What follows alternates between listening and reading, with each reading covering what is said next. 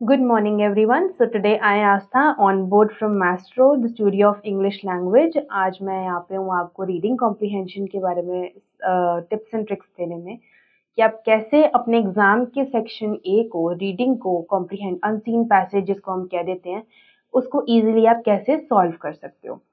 तो मेनली उसके tips and tricks यही रहेंगे कि सबसे पहले तो आपको वोकैबुलरी बहुत ही ज़्यादा हाई करनी पड़ेगी, high in the sense like intermediate types, कि आपको थोड़े बहुत मीनिंग्स का मतलब वर्ड्स का पता रहना चाहिए कि उनके क्या मीनिंग्स हैं। एंड वोकैबुलरी आप सर्च कर सकते हो गूगल पे, इंटरनेट पे, जैसे कि आप जाके अपनी थोड़ी थोड़ी जो छोटे छोटे वर्ड्स हैं जो आपको कभी कभार नहीं समझ आते तो वो आप जाके सर्च कर सकते हो। Thus it will make easier for you to grasp things। आपको मेन आइडिया पता चल जाएगा कि वो क्या बोलना चाहता है कॉम्प्रिहेंशन में, and it will B easy for you to solve the questions given below। आपके लिए बहुत ही easy हो जाएगा ये सब कुछ सॉल्व करना। तो सबसे पहला तो है कि we have to look for the main idea. आप मेन आइडिया के लिए देखो कि उसने हमारे को क्वेश्चन में पूछा क्या हुआ है। Mainly the keywords. आपको क्वेश्चन पढ़ के सबसे पहले तो कीवर्ड देखना है कि उसमें क्या पूछा हुआ है। Now by chance will take an example of Hasan. Hasan पे भी आपको कोई भी क्वेश्चन आ गया कि हु वॉज हसन, या फिर in what context to Hasan did this, और अटेंडेंस के बारे में वो कुछ पूछ रहे हैं। तो इसमें कीवर्ड सबसे पहले तो आप हसन ही लोगे, बिकॉज आपको उसके बारे में पता रहेगा कि ओके मैंने यहाँ पे लाइन पढ़ी थी, okay I did a read here. So it will be become very easy for you कि आप उसको फटाफट ग्रैस्प कर पाओगे। आपको पता चलेगा कि ओके इसकी लोकेशन यहाँ थी, मैंने इसको यहाँ पढ़ा था, एंड आप फटाफट उस आंसर को मार्क कर सकते हो। Now the next thing would be please read the comprehension in smaller parts. आपको थोड़ा थोड़ा करके, इकट्ठा आपको नहीं समझ आएगा, आपको थोड़ा थोड़ा करके, लाइक अगर वो पैराग्राफ्स में डिवाइडेड है A B C and D, तो सबसे पहले फर्स्ट पैराग्राफ ए पढ़ो, एंड अगर आपको लगता है कि उसमें कोई क्वेश्चन है, क्वेश्चन का आंसर है, तो for sure you have to look for that, and then you have to come on B, and going similar to this you have to come till D।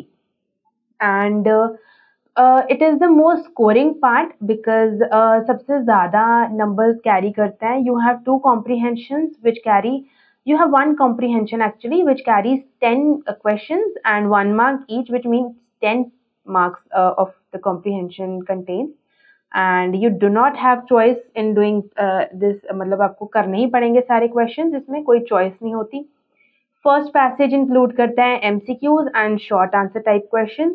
Short answer type questions में आपको answer करना है minimum 1 word में और maximum in 1 sentence, not more than that, because comprehension is not that big कि आपको बहुत बड़े बड़े आंसर्स मिलेंगे। इसमें से आपको हार्डली 1 वर्ड और इवन 1 सेंटेंस का आंसर होगा, इससे ज़्यादा कभी आंसर नहीं होता।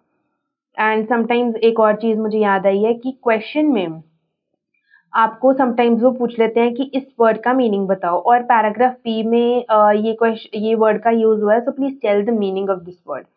सो उस टाइम पे आपको वोकैबुलरी की बहुत ज़्यादा इंपॉर्टेंस पता चलेगी कि बिकॉज आपको सब मीनिंग्स पता होने चाहिए, तो on the spot you should not lose 1 mark also.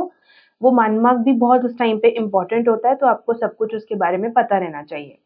Okay, so coming on to the second passage. Second passage में आपके पास 6 क्वेश्चंस होते हैं which carry 6 marks each without any choice. You do not have choice of doing anything, like आपको choice नहीं होगी उसमें, आपको सारे ही क्वेश्चंस करने हैं। तो वो 6 क्वेश्चंस में से ऐसे होगा कि 2 एमसीक्यूज होंगे, 2 शॉर्ट आंसर टाइप्स होंगे, 1 फिल इन द ब्लैंक्स होगा, एंड 1 मैच द फॉलोइंग होगा। तो आपको इसमें से क्वेश्चंस में कॉम्प्रिहेंशन में से आंसर ढूंढ के अपने इसमें आंसर लिखना होता है।